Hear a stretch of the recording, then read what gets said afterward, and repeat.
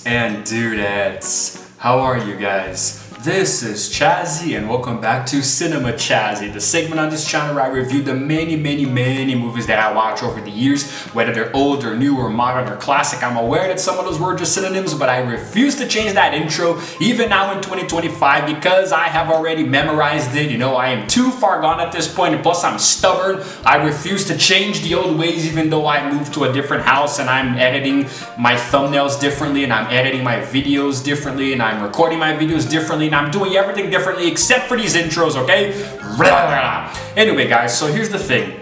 Just in case you don't have that notification bell, you know, activated on my channel, I recently started playing Cuphead, right? And that game has a very unique animation style reminiscent of the 1930s style of animating movies and whatnot. So I figured that throughout the entire time that I'm going to play Cuphead on this channel, I'm going to be reviewing almost exclusively animated movies, right? Whether 2D, 3D, you know, but let's start off with 2D, you know, something very old and nostalgic for me especially, because today I'm going to be reviewing The Land Before Time, right? Let me explain why it's nostalgic. First of all, it was released in 1988 and I'm a 90s kid. I was born in the early 90s, right? But this movie here became a cornerstone of my childhood growing up in America because I became obsessed with dinosaurs very quickly at a young age, and I also learned a lot of my early English while watching these kinds of movies, you know? So a lot of it was The Land Before Time, whether this first movie or the sequels, the spin-off shows, and everything that they've done, right? So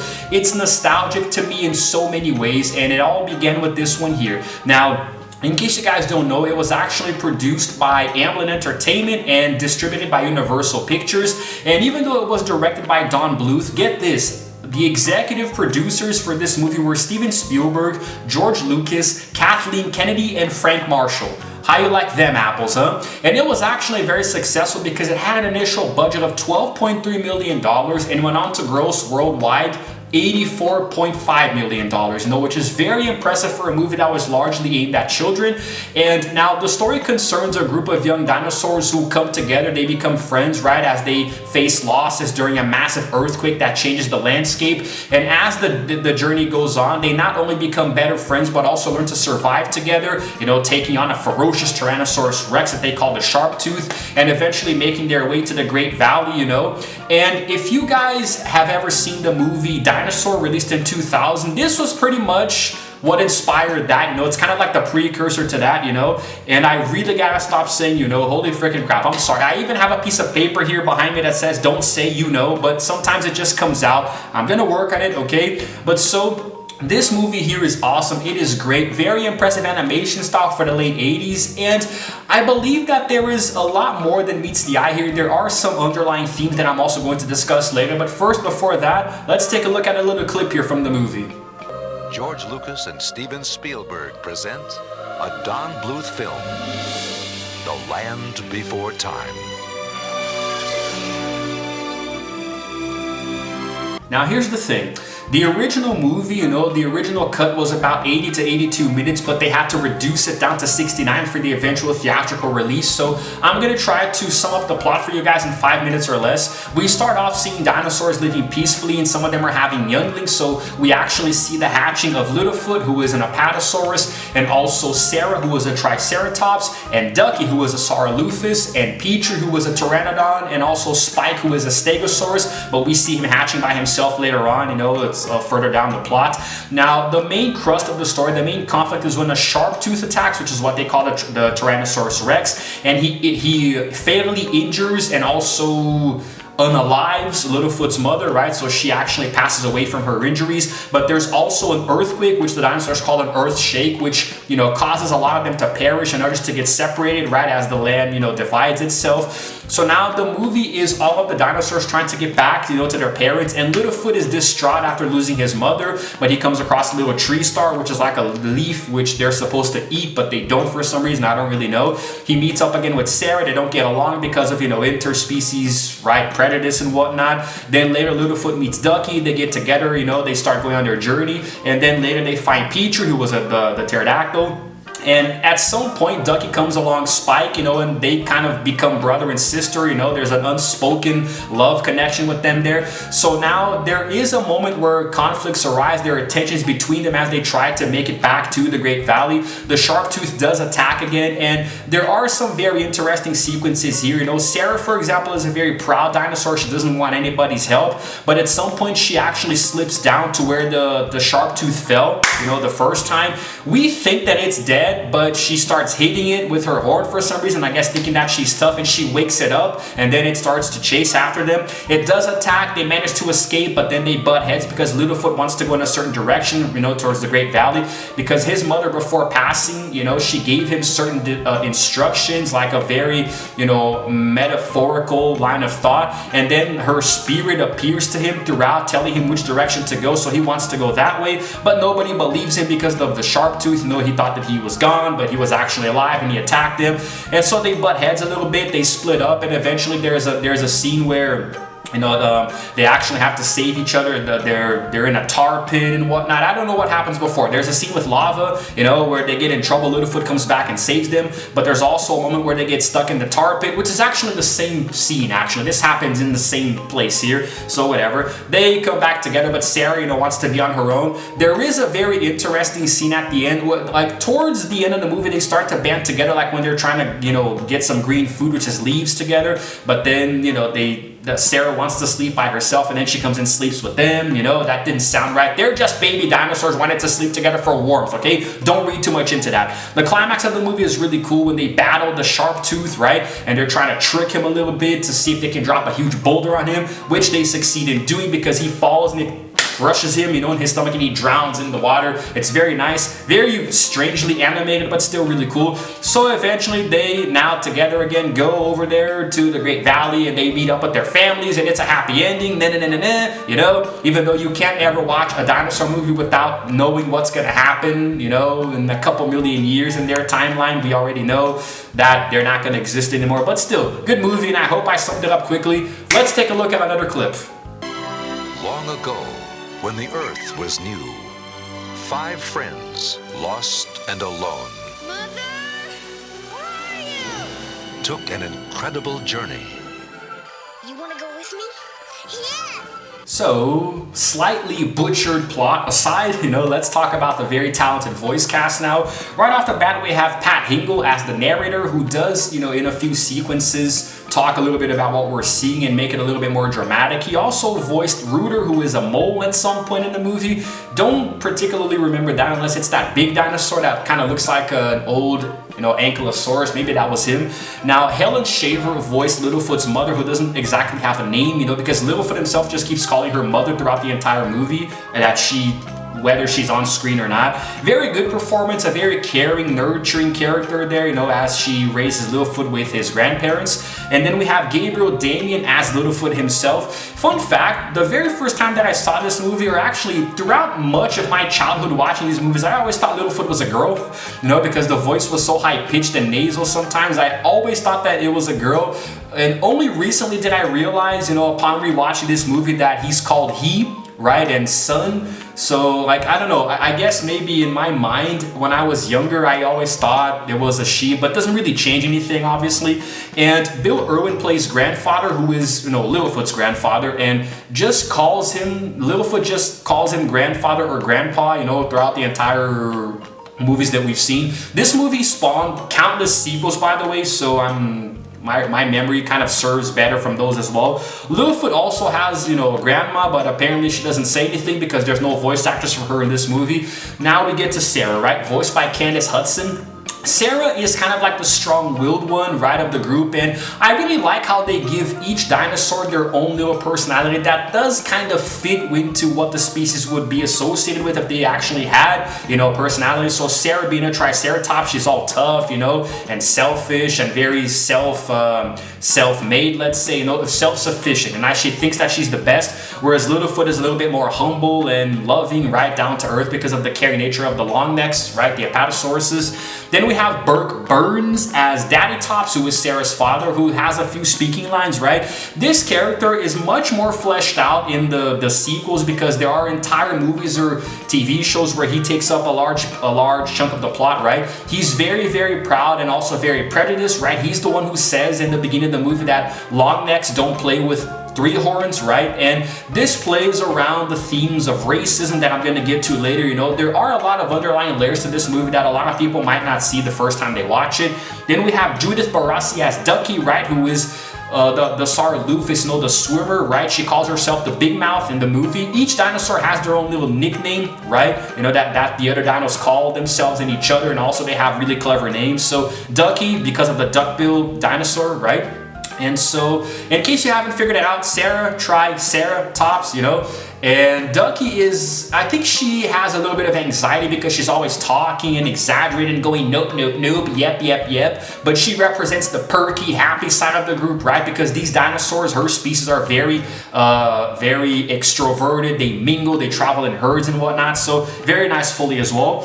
Then we have Will Ryan as Petrie, right? Who is kind of like, he's the pteranodon, but he can't fly at first, right? It's a little aggravating how a winged dinosaur can't fly, but he is a little anxious about it. He's nervous, he's scared to fly, never really figured it out, and he has a bit of a speech impediment as well, which could represent how animals of that nature could feel. Because I mean, when you're an animal that flies and you still haven't figured it out, it kind of puts pressure on you, just like Blue from the movie Rio, you know, that blue macaw. So I can understand that. It's very nice. It's really cool how each of these characters has their own unique, distinct personality within the species, right? Now, as for the production itself, I think that it was very well done, and some dinosaurs don't have speaking rules, like the sharp-tooth, the T-Rex, it doesn't talk, you know, so there's not really a voice actor for that. But I do love the sound effects that they use to make it so ferocious, right? Now, way back in the day, the movie was actually called The Land Before Time Began, but they shortened it, they took out the began there. And the producers initially actually wanted the movie to have no dialogue at all, right? Kind of like countless movies that we've seen, but one that comes to mind is that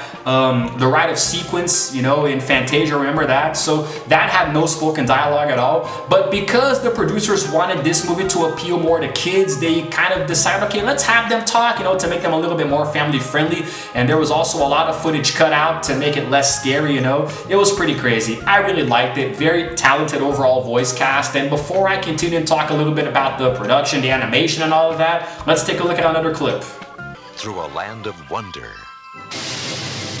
and a land of danger. I hope he doesn't eat any of you.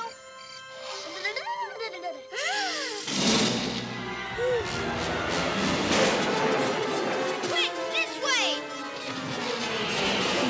Unsurprisingly, before the actual movie began production, there was a lot of extensive research that was conducted, because when it comes to dinosaurs, you want that scientific accuracy, you know. So beforehand, the crew would visit history museums, right? Natural history museums in New York, Chicago, Los Angeles. They also went to the Smithsonian Institution, right, in Washington, D.C. It really did help a lot. And now there were a lot of skeletons and fossils that were used from paleontology to pull from and sort of try to create as much of an accurate depiction of these dinos as possible. But it was the late 80s, right? This was before Jurassic Park came out, and they kind of followed the same style. Back then, paleontology was still not exactly in its infancy, but we didn't really know too much about how dinosaurs were back then. But I still think that this, because it was aimed at kids, right? You don't have to get all scientifically accurate on it, just freaking leave it alone, you know? But they really did conduct a lot of good research to create some credible landscapes and, you know, animal behaviors and whatnot, right? And they even